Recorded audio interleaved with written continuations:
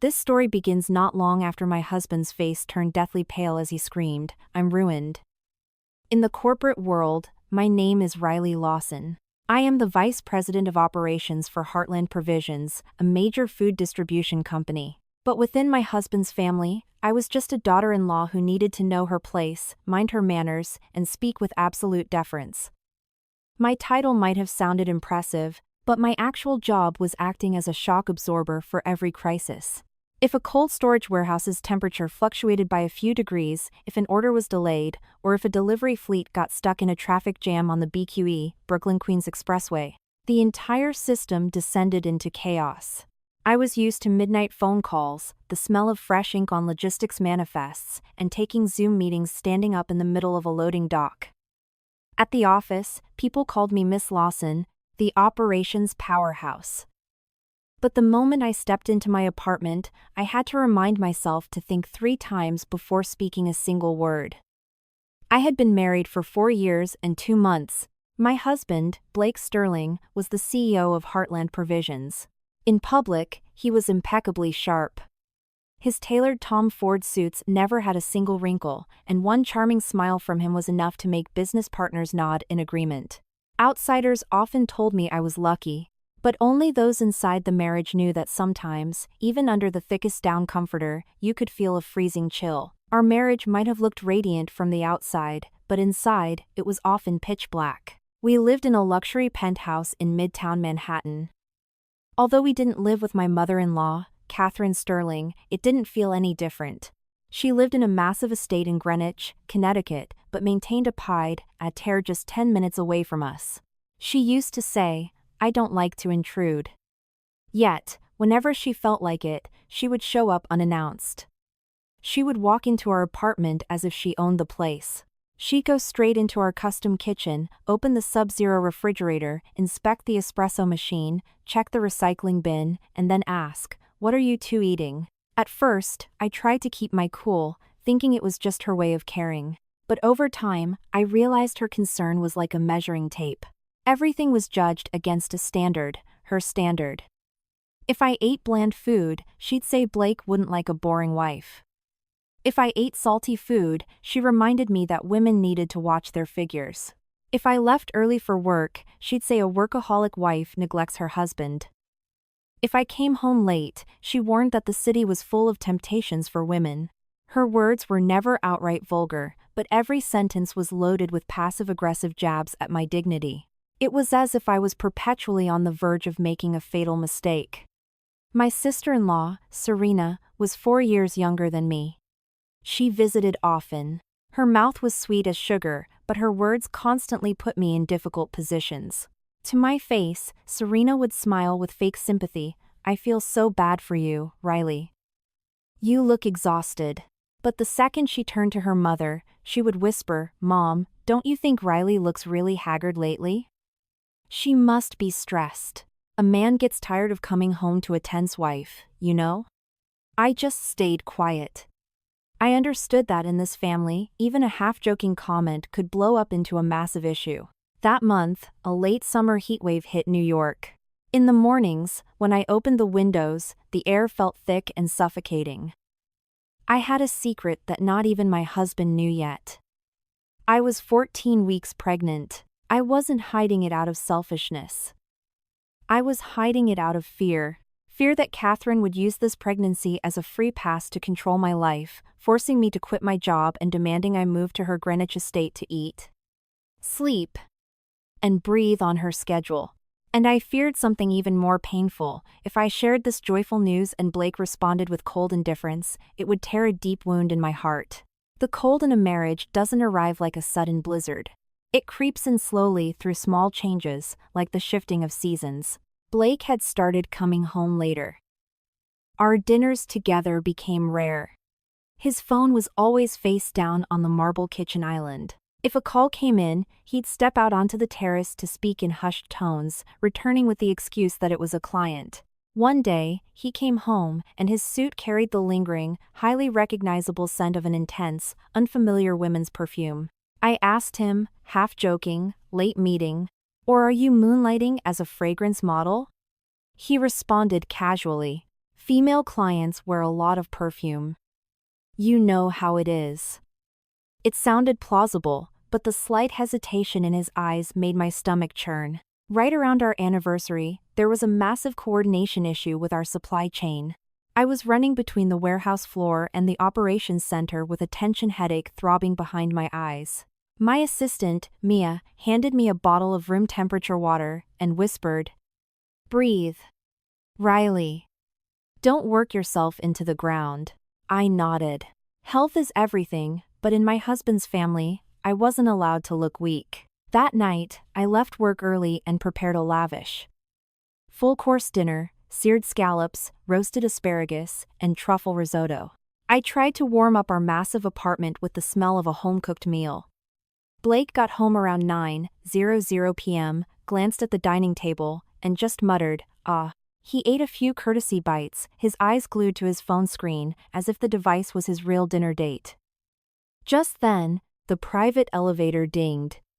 Catherine walked in, and the moment she set down her Hermes Birkin bag, she glared at me. What kind of wife lets the house feel so dead? A man works all day. He should come home to some warmth. She then turned to Blake in a preachy tone. "Blake, you might be busy, but your wife needs to know how to run a household." I stood next to him, my hands still damp from washing dishes, and could only reply, "Yes, Catherine." Deep down, I knew her advice might sound wise to an outsider, but in reality, it was a leash meant to yank me back into my assigned place. Catherine scanned the room and locked onto the kitchen island, where I had accidentally left out a bottle of prenatal vitamins that I had transferred into a generic supplement bottle. She picked it up, squinted at the label, and asked, "What are you taking?" My heart slammed against my ribs. I offered a tense smile. "Just some vitamins to keep my energy up." She set it down without pressing further, but her eyes told me everything. She was taking mental notes. That night, our apartment was brightly lit, but I felt completely alone in that massive kitchen. I placed a hand over my stomach, pressing gently, as if terrified that a single deep breath could shatter everything. People say that if a husband and wife share one heart, they can empty the ocean. But before I even had the chance to try, my own heart had already dried up. The next morning, I woke up while the Manhattan skyline was still wrapped in pre-dawn haze. I made a cup of hot water with lemon, forced down some dry toast to settle my morning sickness, and headed to the office early. While most people were still picking out what to wear, I was already trying to find a solution for a container held up at the Port of Newark. The moment I stepped into the lobby, my phone rang. The warehouse manager reported a critical temperature fluctuation in freezer unit number 3. If it wasn't fixed immediately, millions of dollars in frozen goods would spoil. I sprinted to the ops floor, calling technicians, facilities, managers, and the logistics team. Before I could catch my breath, dispatch called. A major delivery truck had flipped on the Cross Bronx Expressway. If we missed our delivery windows, the supermarket chains would hit us with brutal contractual penalties. I planted myself in front of my multi-monitor setup. My fingers flew across the keyboard. I barked out clear, concise instructions. Mia shadowed me, handing over clipboards and sliding a mug of water onto my desk. She looked at me and joked, "You're the kind of person who tries to carry the weight of the world by yourself, Riley. Keep this up, and your spine is going to snap." I smiled, but it didn't reach my eyes. Around 10:30 a.m., Blake casually strolled onto the operations floor. In front of the employees, he played the perfect CEO shaking hands, greeting people, offering charismatic words of encouragement. But when his eyes briefly met mine, his gaze was as cold as the steel doors of the freezer units. It wasn't hatred, it wasn't love. It was sheer, total apathy. I took the initiative and gave him a brief status report on the cold storage and the truck accident. He listened, nodded, and said lightly, "Good thing you can handle it. I'm packed with client meetings today." That single sentence made me feel like a subordinate, giving a status report. Not a wife sharing the weight of a company built by the two of us.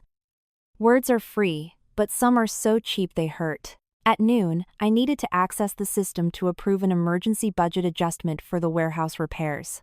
The system threw an error, insufficient privileges. Normally, my position had the authority to approve operating expenses up to a very high threshold. I assumed it was an IT glitch and called the help desk. After a moment of hesitation, the IT guy said, "Miss Lawson, your permissions were modified this morning. Direct request from the CEO." I'm just following orders. I froze. An order that had never been communicated to me.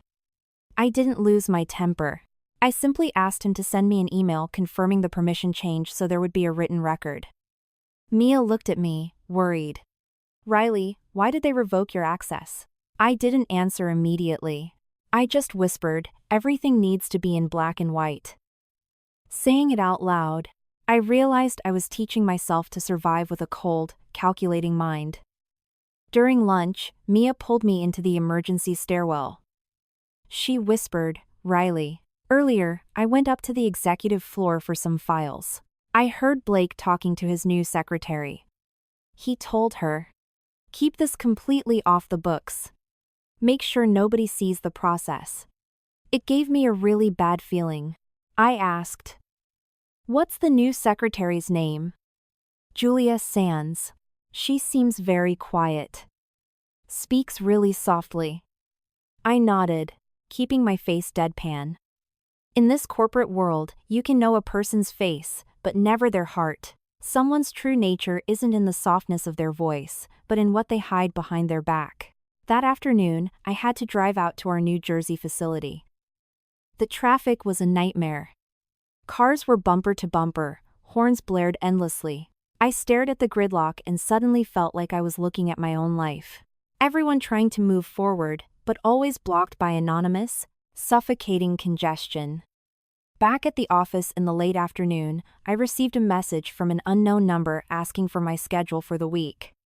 I opened it. It was Julia Sands, very polite. "Excuse me, Miss Lawson, I would like to request your itinerary to coordinate with Mr. Sterling's schedule." It sounded reasonable, but my internal alarms started blaring. My schedule had always been managed by Mia and me. No one from the executive floor had ever requested it like this. I replied with standard corporate distance, "Please send a formal request via email to Mia. We will respond accordingly." I refused to engage in private messages. In an office, a misinterpreted text can become a weapon. When I got home, the apartment was spotless, but the air felt stifling. Blake arrived earlier than usual, but not to eat dinner with me. He went straight to his home office, locked the door, and got on a call. I walked past and caught fragments. Documents. Expenses. Wire the money immediately. His voice was low, but frantic, as if he was terrified someone would hear him. I was in the kitchen reheating soup. My stomach was churning like boiling water. Blake came out for a glass of water, saw me, and asked indifferently, "How was the office today? Everything secure?" I looked directly at him. "Secure on my own terms." He froze for a second, then retreated to his office, acting as if my answer had nothing to do with him. Just then, my mother-in-law called. She skipped the pleasantries. "Riley, Blake is under a lot of pressure. Don't give him headaches." A smart woman knows when to step back, so her husband respects her. I gave her my usual, "Yes, Catherine." But inside, I thought, if I keep stepping back, when will my shoulders hit the wall? I looked at my hands, the hands that by day approved multi-million-dollar supply chain logistics, forced by night to learn submission to appease someone else's ego. I never wanted to be a paranoid wife. But the fragments of that day, the revoked system access, the secret calls, the secretary trying to pry into my schedule felt like grains of sand in my eye. Small, but impossible to ignore. I sat down, placed both hands on my belly, and quickly pulled them away.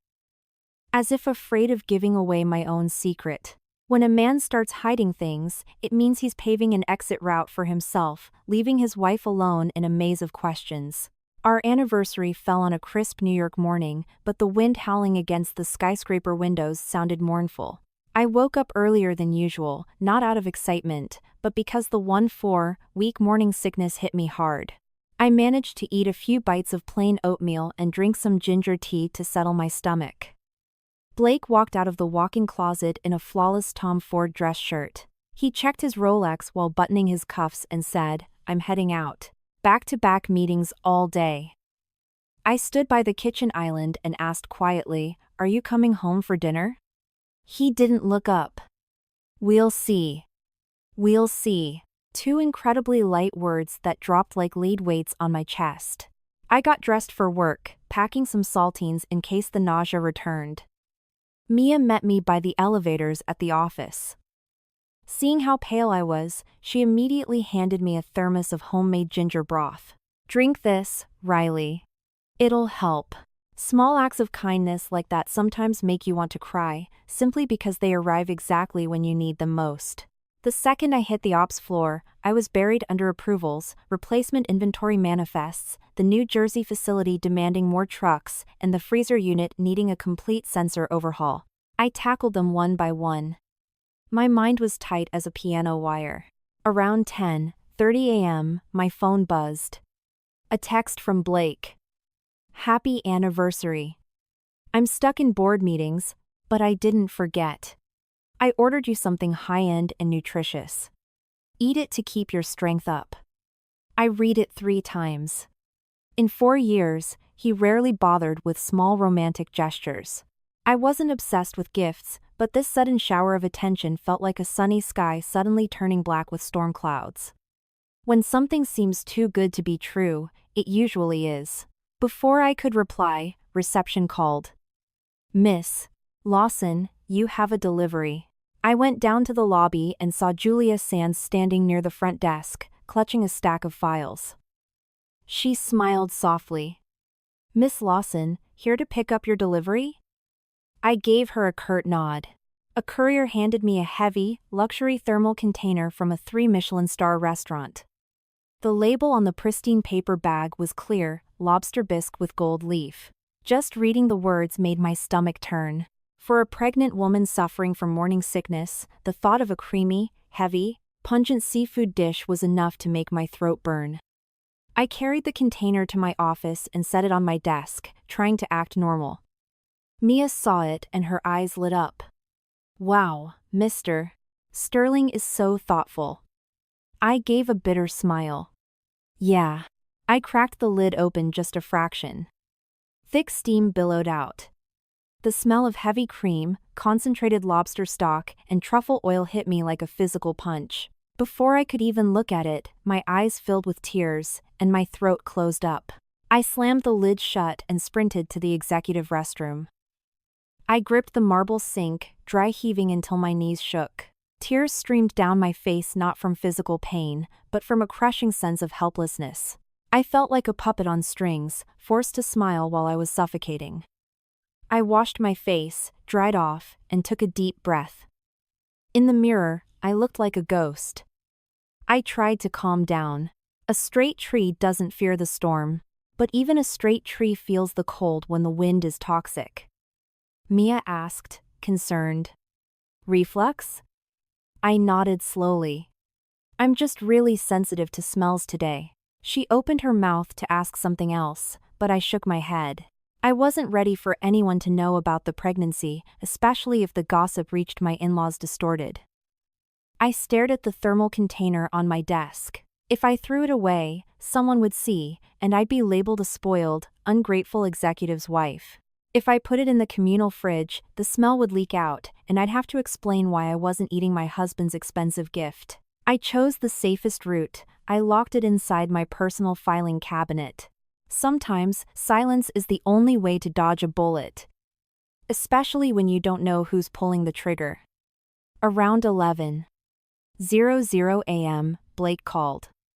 His tone was flat. "Did you eat?" "Not yet," I said. "The smell is a bit too intense for me today." He paused, then said, "Eat a little. Don't let people see it and start whispering that the CEO's wife is weak and ungrateful."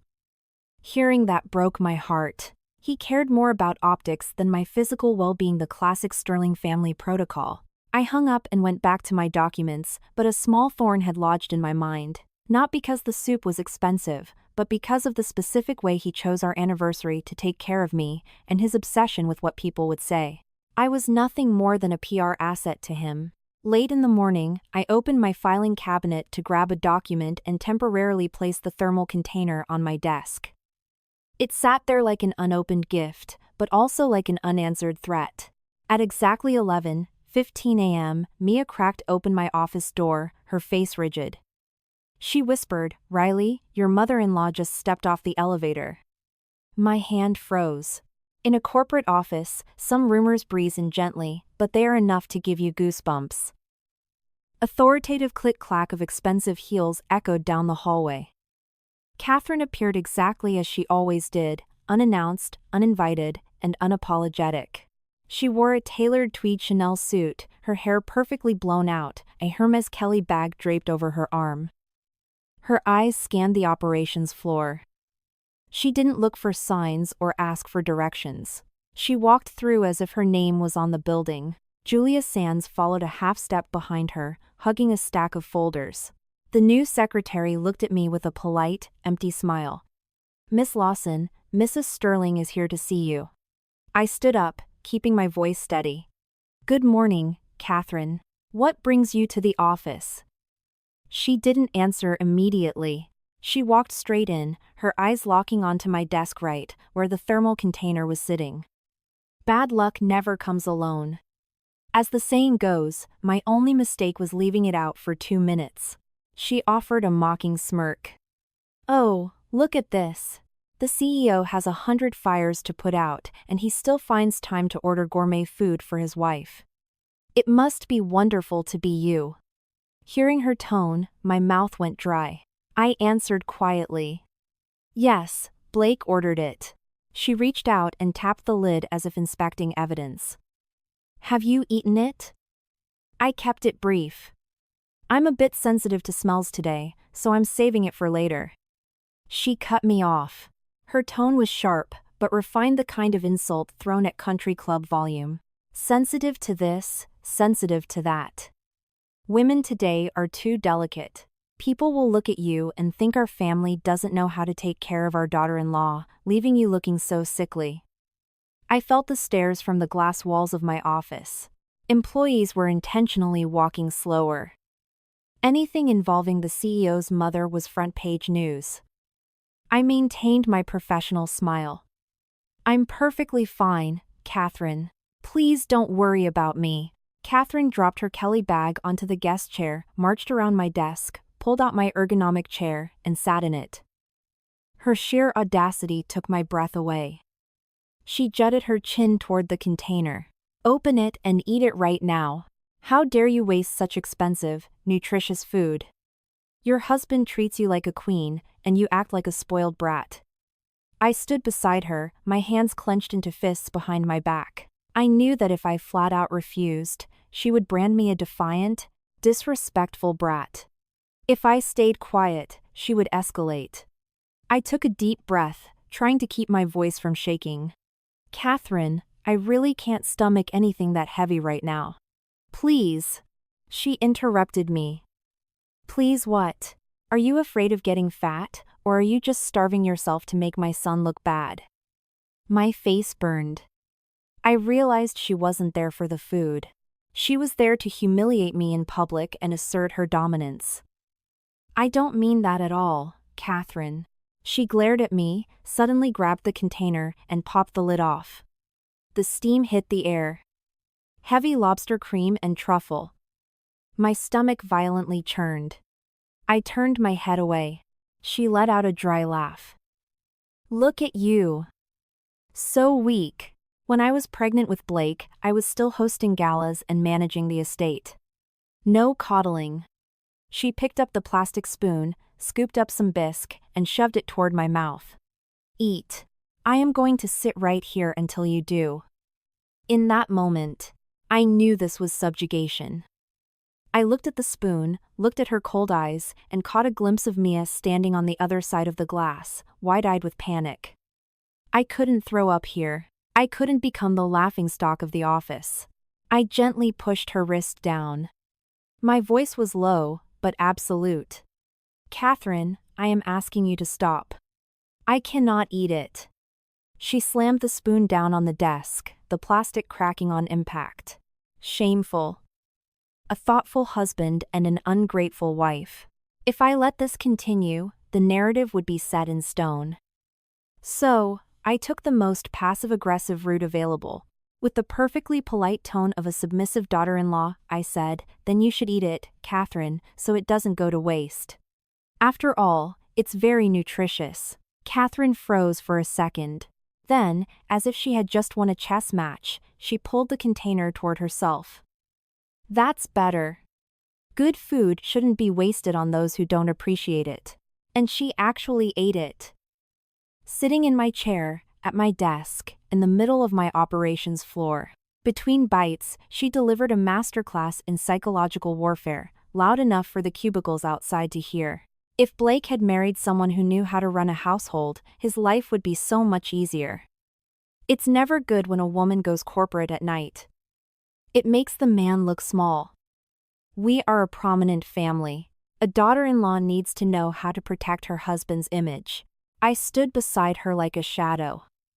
I couldn't leave, because leaving would be insubordination.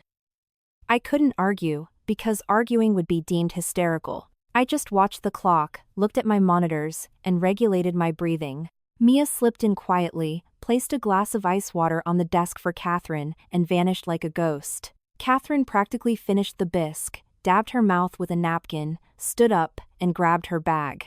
Before leaving, she delivered her final sermon. Remember, a woman's true strength lies in her ability to endure. Bite your tongue, and good things will come.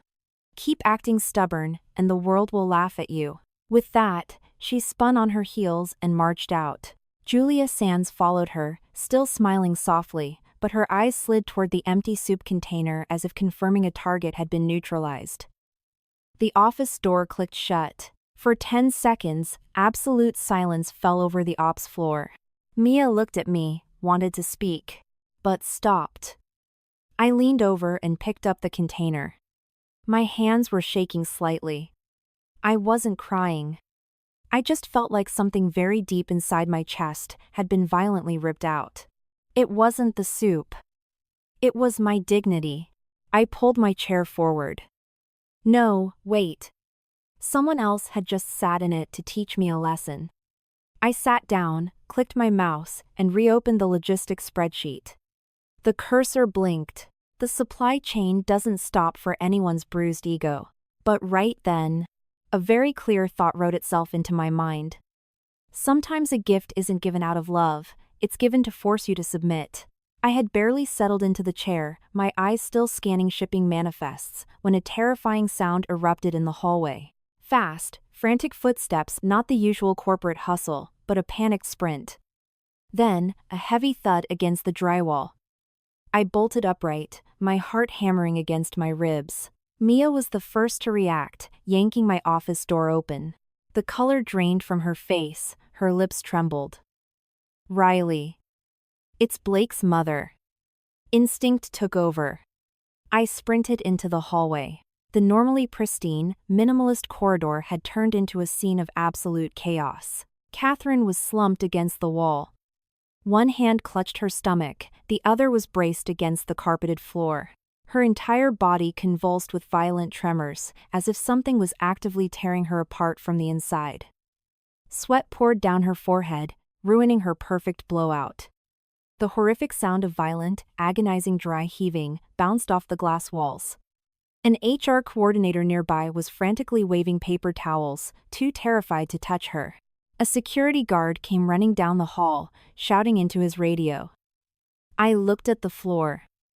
A trail of thick, golden-yellow lobster bisque was splattered across the carpet. The intense smell of seafood now mixed with a sharp, acidic stench of vomit. It was nauseating. Someone nearby screamed, "Oh my God, she's been poisoned!" Another voice whispered low, but loud enough to be heard. Didn't she just eat the food from Miss Lawson's office? Hearing that sentence was like feeling ice water, injected into my veins. One sentence. That was all it took to plant the seed of murder. Catherine convulsed again, then snapped her head up and locked eyes with me. Her gaze was no longer the arrogant glare of a wealthy matriarch. It was the terrified, wild look of someone in unimaginable agony. A mix of primal fear and pure rage. She reached out a trembling, claw-like hand and grabbed the fabric of my trousers. Her perfectly manicured nails dug in so hard I felt the pinch on my skin. Her voice came out shredded, raspy. Poison. That word dropped into the hallway like a live grenade. The entire floor froze. People covered their mouths. Some physically backed away, stepping out of the blast radius. I was paralyzed for a fraction of a second. Then I dropped to my knees immediately, grabbing her wrist so she wouldn't collapse completely and crack her head open against the floor. I didn't have time to process the shock, because right in front of me, an older woman was dying. I snapped my head toward the security guard. Call 911 right now. Get the building paramedics up here. Code Blue. I spun to Mia. Mia, water bottle and a cold, wet towel. Move. Mia bolted. I helped Catherine prop herself against the wall, trying to get her to breathe. She kept gagging. With every spasm, her grip on my pants tightened. It was as if she wanted to drag me to hell with her. People say, don't kick someone when they're down. In that moment, I just wanted to keep her breathing, no matter how she had treated me. But at the same time, my ears caught the murmurs of the crowd. Maybe the daughter-in-law spiked it. She walked out of her office, and boom, look at her. I knew that if I panicked or acted defensive, I would look guilty. I had to stay hyper-logical. I took a deep breath and ordered the crowd. Everyone, step back. Give her air.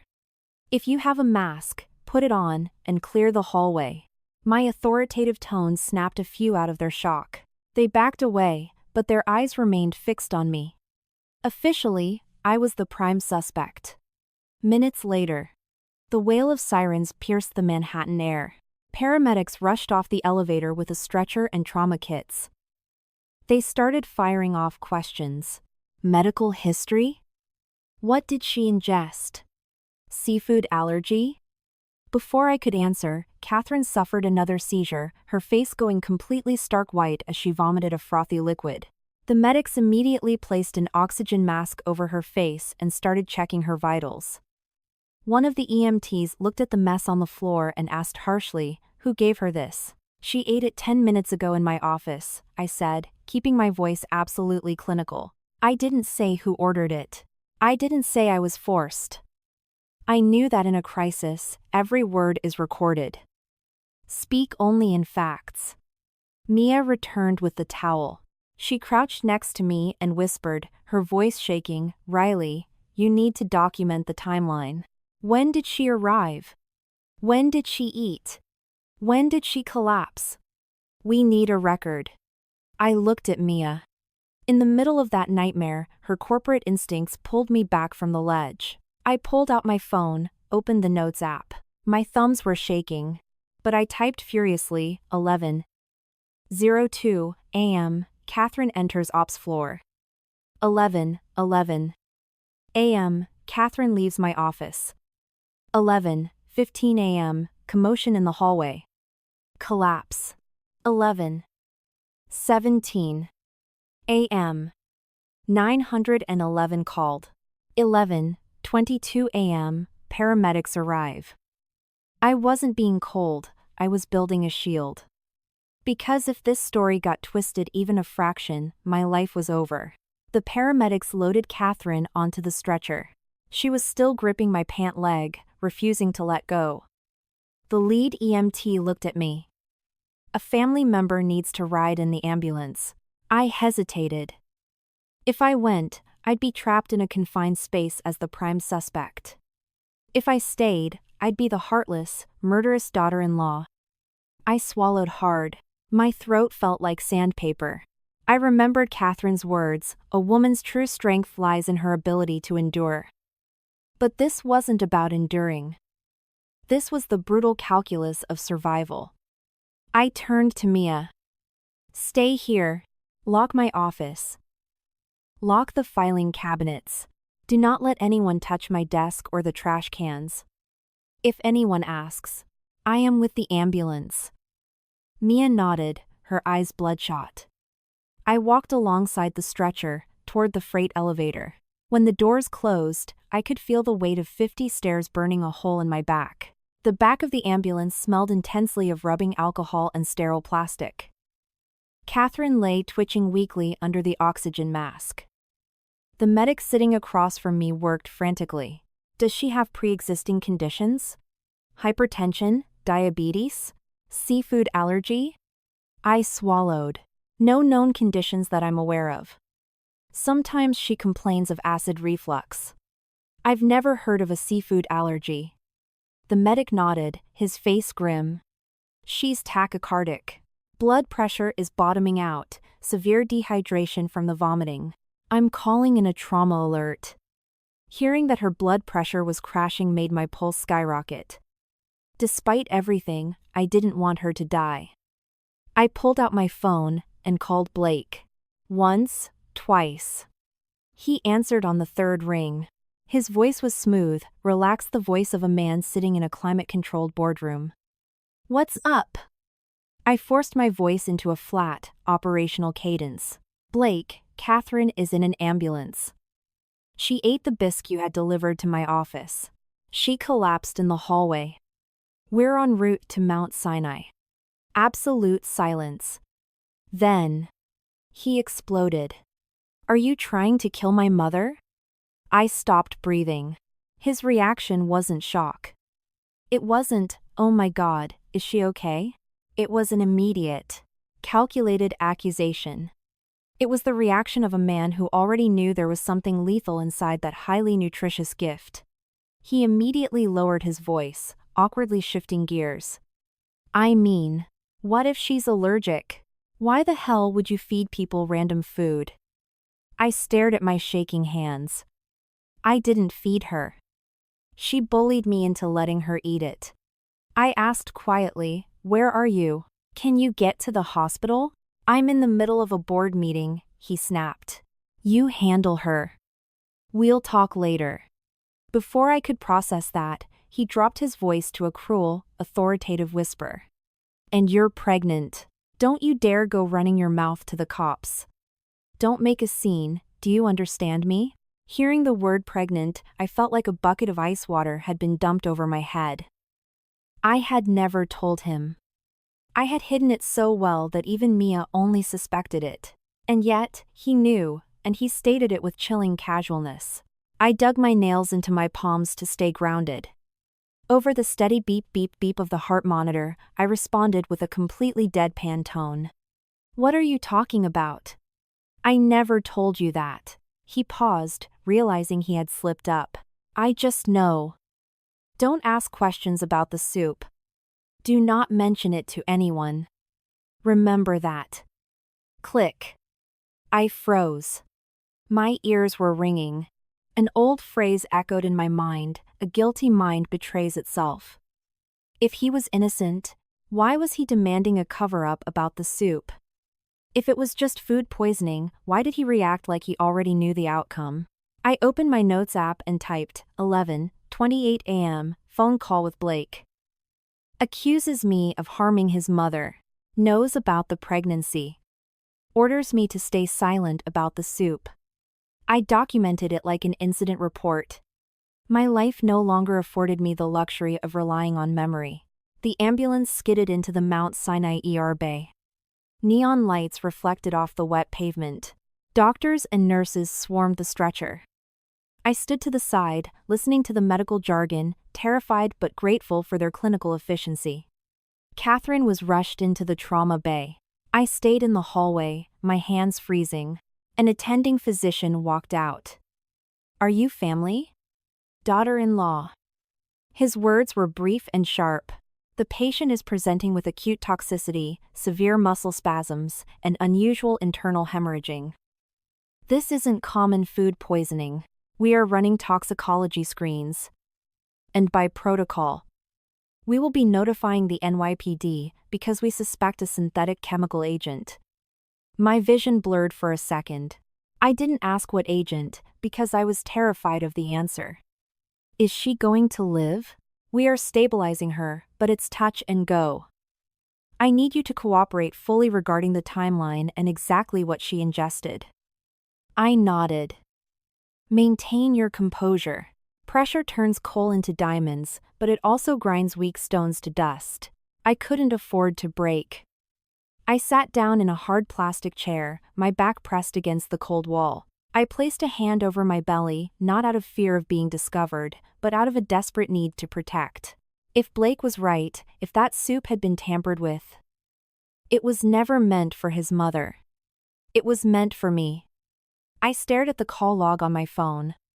The line was drawn. From this moment on, I was no longer a wife trying to keep the peace.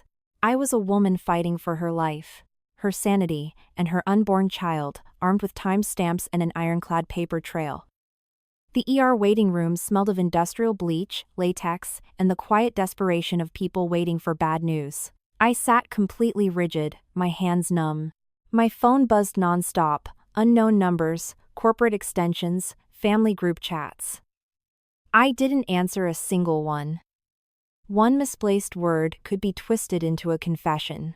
30 minutes later, the attending physician reappeared and pulled me into a quiet corner. He pointed to a tablet with lab results. Toxicity levels confirmed severe poisoning. The chemical agent caused violent hemorrhaging. Hospital protocol mandates we involve the NYPD. A detective is already on the way. My ears rang.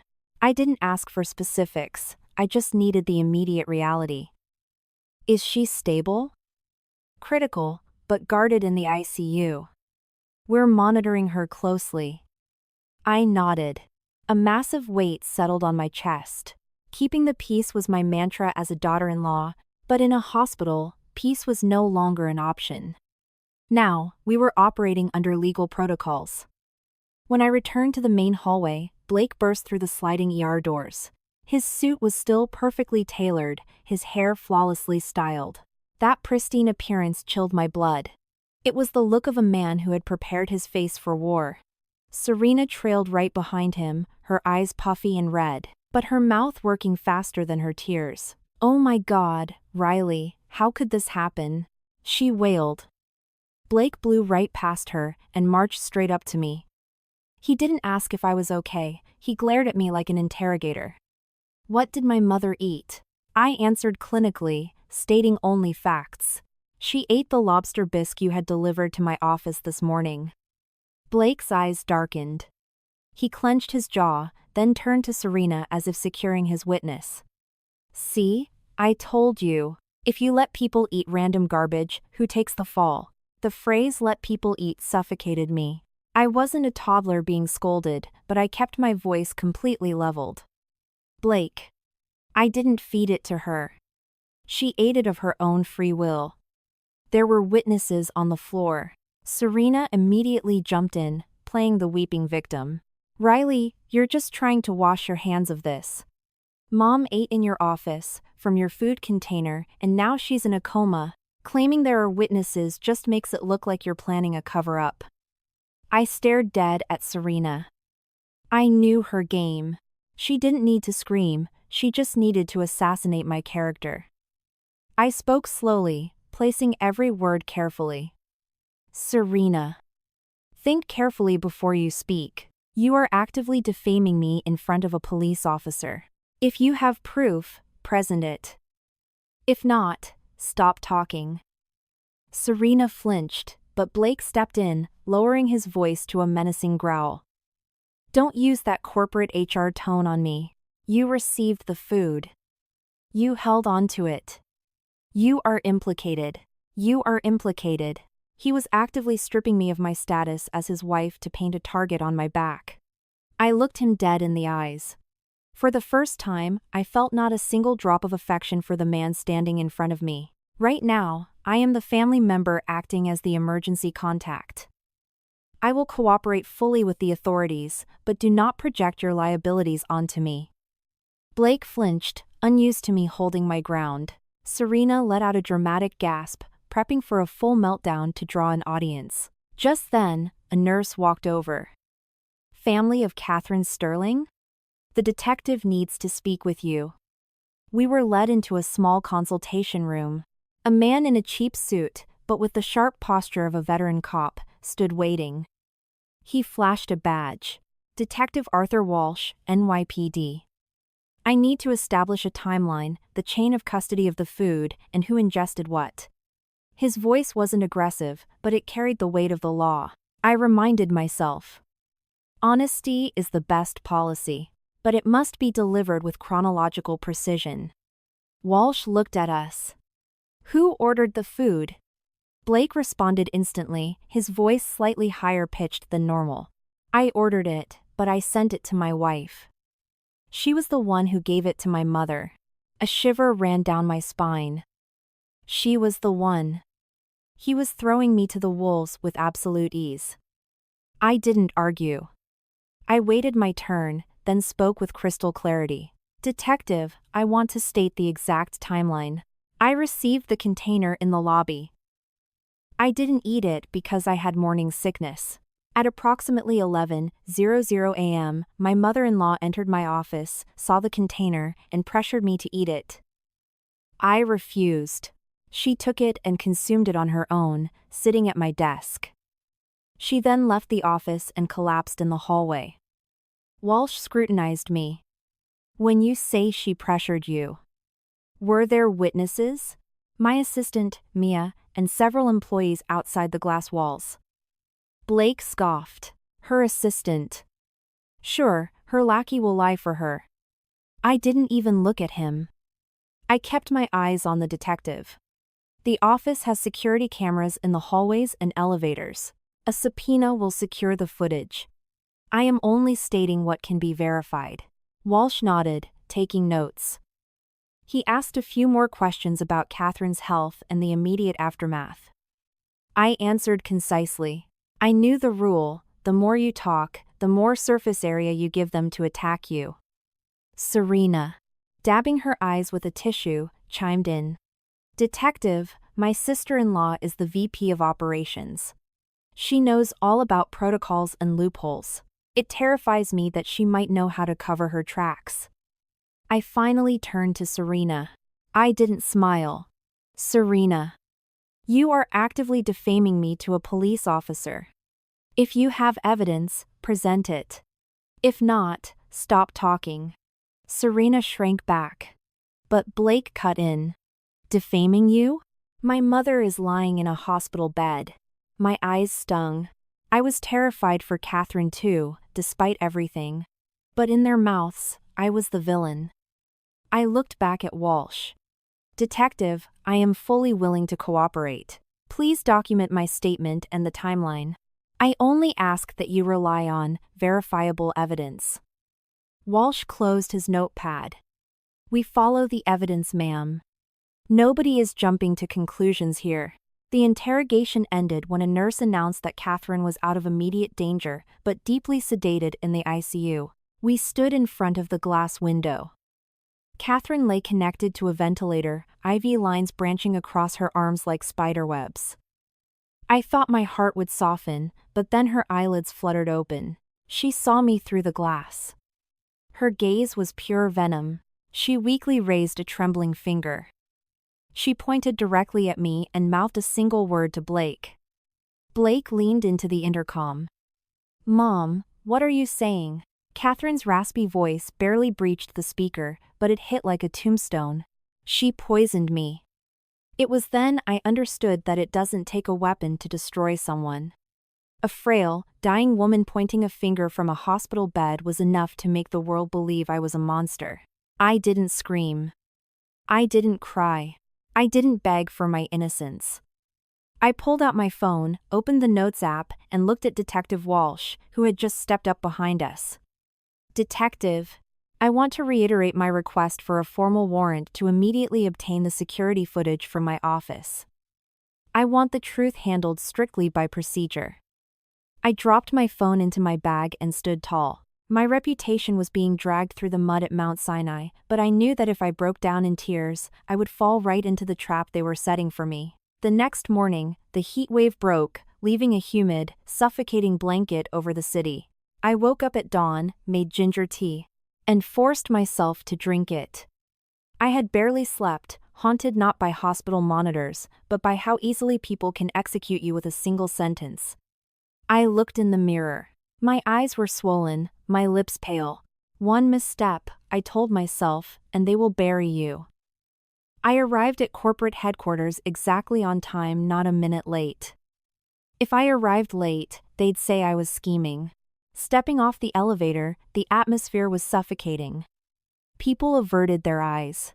Keyboards clattered aggressively as staff pretended to be deep in their work. The rumor mill was feasting on the CEO's poisoned mother and the murderous wife. Mia was waiting by the door with hot water. She looked exhausted. She leaned in and whispered, "Riley, someone accessed your office early this morning." I didn't flinch. "How do you know?" Mia pulled up a screenshot on her phone. It was the electronic keycard access log for our floor. At 7:41 a.m., a temporary admin badge was swiped at your office door. It's the floater badge HR gave Julia Sands when she started. Mia swallowed hard. I came in early to prep files. Your door was unlatched, and I saw a crumpled pharmacy receipt in your trash can. I didn't touch it. I just took a picture. I nodded. I didn't immediately pull open my desk drawers. People who set traps wait for you to panic the moment you touch the planted evidence. Your fingerprints get on it, and you've signed your own death warrant. I sat down and logged into my computer. Meanwhile, Mia casually pulled up the floor's print logs. She pointed to a line. At 7:58 a.m., Julia Sands' account had printed a file named Pharmacy Receipt PDF. I looked at Mia. Incredible work. Now, we don't touch anything. Call Ben, my lawyer. Then call Detective Walsh. We do this strictly by the book. Mia sent the emails, attaching the access logs and print histories. I called Detective Walsh. "Detective, I suspect fabricated evidence has been planted in my office. I have keycard and print logs. I need the NYPD crime scene unit to document this before I touch my desk." Walsh's tone shifted from skeptical to alert. "Do not touch the desk, Miss Lawson. We're on our way." I told Mia. "Go get the building's head of security and the VP of Human Resources. Bring them here. We need impartial witnesses." 30 minutes later, my office looked like a crime scene. Detective Walsh, an evidence tech, the head of security, and the VP of HR stood around my desk. My lawyer, Ben Sullivan, stood behind me with his briefcase resting on a chair. No drama, just a clinical execution of procedure. "Which drawer?" Walsh asked. "Bottom right," I said. "I haven't opened it since yesterday. I request it be opened and documented." The evidence tech snapped photos. The head of security confirmed the badge swipe on his tablet. Walsh pulled on a pair of nitrile gloves and slid the drawer open.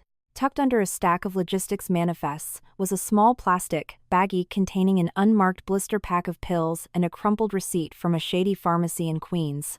It wasn't much, but it was enough to build the narrative that I had bought black market drugs. If Serena were here, she'd be screaming, "Look! She bought the poison." I looked at Walsh calmly. "For the record, I have never seen these items. I have print logs and access records showing that Julia Sands entered this room and printed a fake receipt at 7:41 a.m. Ben handed the printouts to Walsh. "Chain of custody and digital forensics, detective. The CEO's secretary planted this." Just then, my office door swung open. Julia Sands walked in, maintaining her quiet demeanor, but her eyes went wide with panic when she saw the NYPD. Blake was right behind her. Seeing the cops, his jaw dropped, but he quickly reassembled his CEO mask. "What is the meaning of this?" I didn't call him Blake. I stood up. "Someone planted narcotics and a forged receipt in my desk. I invited the authorities to document it." Blake glared at me. "Are you insane? You're bringing cops into corporate headquarters?" Walsh held up the baggie with tweezers. Mr. Sterling, your secretary's keycard accessed this room right before this was printed from her account. Care to explain? Julia Sands visibly trembled. I was just picking up a file Mr. Sterling asked for. I didn't print anything. Ben stepped forward. IT logs say otherwise, Miss Sands. Blake tried to step in front of her. It's a computer glitch. Someone spoofed her account. Let's not jump to conclusions. Walsh's voice cut through the room like a knife. We don't jump to conclusions, sir. We follow the digital footprint. I'll be confiscating these hard drives. Blake turned his fury on me. Riley, I told you to keep family matters in-house. You are destroying us. I looked him dead in the eyes. I am protecting myself without accusing anyone and making sure no one can falsely accuse me. Whoever decided to play dirty is going to have to face the consequences. The evidence was bagged. The reports were signed. When the room finally cleared, Blake lingered by the door. He leaned toward me, his voice dropping to a venomous hiss. If you do this, don't blame me for what happens next. I locked my computer screen. Don't threaten me, Blake. I only work with sworn affidavits. 3 days after the planted evidence disaster, I forced myself into an ironclad routine. By day, I ran the supply chain. By night, I audited the company. I couldn't sit around dodging bullets. I needed to know where the ammo was coming from. And in corporate America, the truth is always in the ledgers. I logged into the corporate expense system. Normally, I only approved logistics costs. This time, I pulled up the budgets for external relations and client entertainment, the CEO's discretionary fund. I didn't hack anything. I used my legitimate VP credentials, leaving a clean audit trail. I asked Mia to export 6 months of vague expenses. Vendor support, client accommodations, strategic consulting. In less than an hour, a pattern emerged. One vendor kept repeating, Apex Solutions LLC. Heartland Provisions was a food distributor. Why was Apex Solutions billing us for high-end residential furniture and long-term lease agreements? I dug into the invoices. There was a recurring monthly charge of $18,500 for corporate housing. The address was a luxury penthouse in Tribeca. Not a hotel. A permanent residence. My blood ran cold. Company funds were paying for someone's secret life. I had Mia run the LLC registration in the state database. The registered agent for Apex Solutions was Rick Harrington. I stared at the screen. Rick Harrington was Blake's personal fixer, the guy who handled his dirty work. He was the same man the security guard had spotted on the basement cameras, sneaking out of the building with a black trash bag on the morning Catherine was poisoned. I saved every PDF. I built a master spreadsheet tracking the purchase order numbers, the approvals all signed by Blake, and the bank routing numbers. My lawyer's voice echoed in my head, the evidence must be clean. That afternoon, I got an email from Julia Sands. Subject, Q3 Expense Audit Coordination. She politely asked which accounts I was reviewing and offered to help. It was a fishing expedition. I replied officially, CCing legal and accounting, stating that any inquiries required formal departmental request forms. I shut her down cold. Late that night, standing by the window of my penthouse, watching the Manhattan traffic, I understood something. When a family member sees you as an obstacle, yielding only gives them a better angle to stab you. I locked the audit files into an encrypted folder. The money was talking, and it was about to scream. I chose a Thursday afternoon to meet with Hannah Wyatt. I didn't pick a dark, seedy dive bar. I chose the lobby of the Plaza Hotel, bright, heavily surveilled, and public. Hannah was Blake's ex-girlfriend, a pharmaceutical distributor who ran in elite, shady circles. She walked in wearing a Burberry trench coat, projecting flawless arrogance, but her eyes were nervous. She sat down, ordered a martini, and crossed her legs. Riley. How bold of you to call me. If this is about Blake, I'm not playing therapist. I didn't waste time. I'm not here about your past, with my husband. I'm here because someone was poisoned with a synthetic chemical. The NYPD is involved, and the paper trail is getting short. Hannah scoffed, but her hand clamped tightly around her glass. Are you writing a true crime podcast? What does this have to do with me? I slid my phone across the table face down, just as a prop. I audited the corporate books. Blake has been funneling company funds into shell companies owned by Rick Harrington. Harrington was caught on camera during the poisoning incident. If you aren't involved, great. I just need you to tell me one thing. Did Harrington or Blake ask you to source an untraceable chemical agent? Hannah's face lost all color. She glanced around the lobby, terrified. Where are you getting this? I run operations. I see everything. I'm handing my files over to the district attorney. If you know something, you better get ahead of it. I leaned in and delivered the final blow. Hannah, Blake knows I'm pregnant. He found out before the poisoning. Hannah gasped. She didn't try to hide her shock. She stared at my stomach and her arrogant facade crumbled. Are you? Is he serious? I nodded. That was all it took. Hannah bit her lip, dropping her voice to a panicked whisper. Riley, I swear I don't deal with him anymore. But he called me. He said your pregnancy was a liability, that he needed to clean it up so his shares wouldn't get complicated in a divorce. My heart stopped. I instinctively touched my belly. Clean it up. The father of my child referred to my baby as a liability that needed to be liquidated. Hannah frantically dug into her Chanel bag. He asked me for something odorless, fast-acting, and lethal, cut with a heavy sedative. I told him no. But Harrington called me later, demanding access to my black market suppliers. I got scared. I recorded the calls to protect myself. She slapped a black USB flash drive onto the marble table. Take it, but you have to promise to keep my name out of the press. I didn't touch the drive yet. I pulled a sterile evidence envelope from my bag. I wrote the time, date, and location on it and slid the USB inside.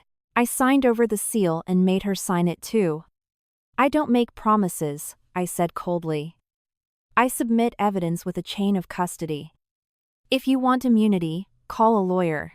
I left her sitting there, paralyzed by the disaster she had helped create. I walked out into the sweltering New York air. I didn't cry. I was beyond tears. This was pain weaponized. I took a cab straight to my lawyer's office and handed the sealed envelope directly to Detective Walsh, who met us there. If what's on this drive is true, Miss Lawson, your husband is looking at attempted murder, corporate fraud, and conspiracy. Walsh said gravely, I handed over my prenatal medical records. I want full protection, and I want to detonate this on my own terms.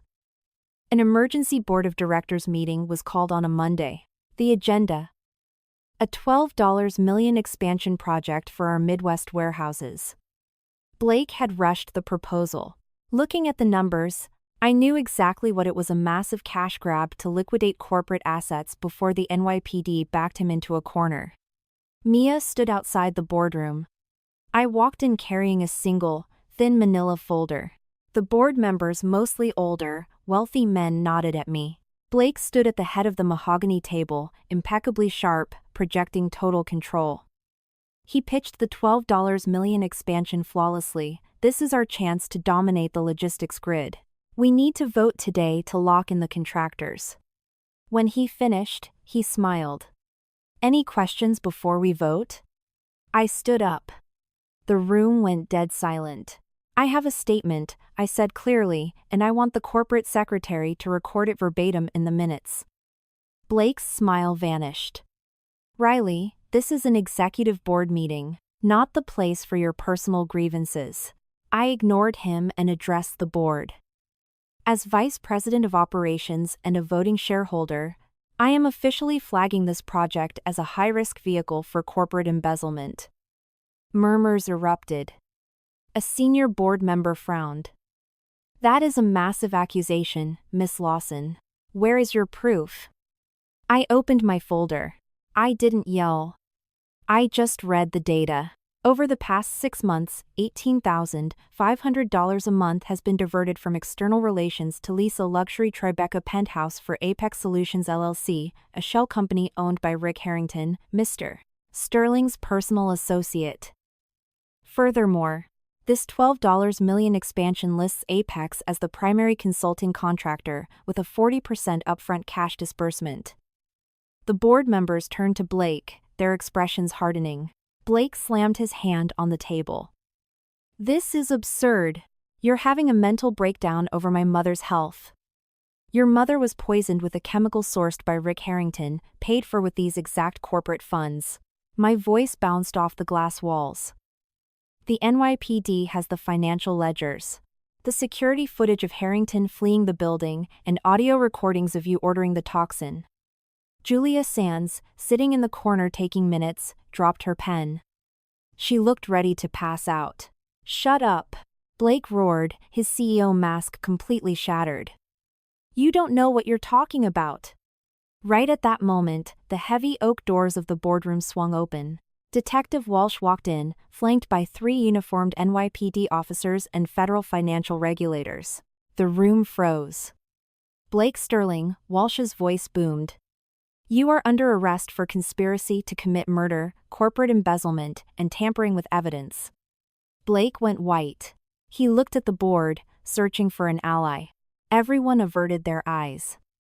An officer slapped cuffs on him right in front of the multi-million-dollar projection screen. As they dragged him toward the door, he looked back with eyes wide with rage and defeat.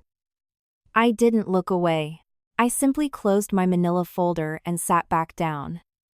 I didn't need to gloat. The paperwork had done the screaming for me. The fallout was absolute. The company initiated a massive purge. Rick Harrington flipped on Blake to avoid a life sentence. Julia Sands was fired and indicted for planting evidence. The offshore accounts were frozen. Catherine Sterling was finally discharged from the hospital, a shadow of the woman she used to be. I visited her exactly once at her Greenwich estate to finalize some paperwork. She looked at me, her arrogant fire completely extinguished. He was trying to kill you and the baby," she said hoarsely. I offered her no sympathy. The truth always comes out. "Take care of your health, Catherine." She looked down. "I'm sorry, Riley, I didn't forgive her. Some wounds don't heal with a simple apology. But my dignity remained intact. The divorce was swift and brutal. Ben, my lawyer, used the criminal indictments as a weapon to secure total control of my assets, full custody, and a massive buyout of Blake's shares. Serena tried to call me once, sobbing that I had destroyed the family. I hung up and blocked her number. Months later, as the New York winter gave way to spring, I went into labor. My daughter was born on a bright, crisp morning. Her first cry was loud and clear, a confirmation that I had protected the most important thing in the world. I named her Haven, because after surviving the storm, she would be my peace. I returned to Heartland Provisions not as a submissive wife, but as the chief operating officer. I rebuilt the compliance structures, fired the enablers, and ran the supply chain with lethal efficiency. People think the best revenge is destroying someone publicly with screaming and drama. But I learned the truth. The best revenge is surviving, preserving your evidence, and standing tall on a mountain of irrefutable proof while you build a beautiful life they can never, ever destroy.